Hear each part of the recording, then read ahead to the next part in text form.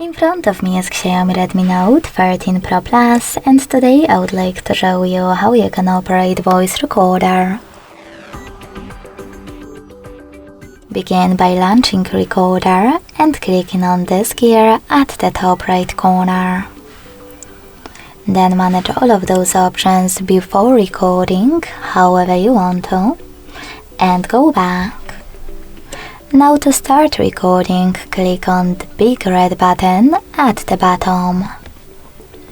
Then hit while using in the pop-up and allow in the second one. As you can see, finally recording is on. To pause it or unpause it, use this left button. To add a bookmark, click on the right one. And to end it and save it on the middle one.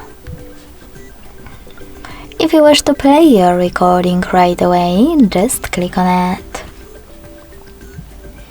To rename it though, you need to hold it, click on rename at the top and type in wherever you want to.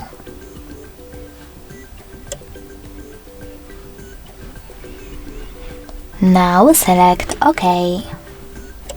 To get rid of your recording completely, you need to hold it again, but this time select delete in the same pop-up and confirm your choice in this one.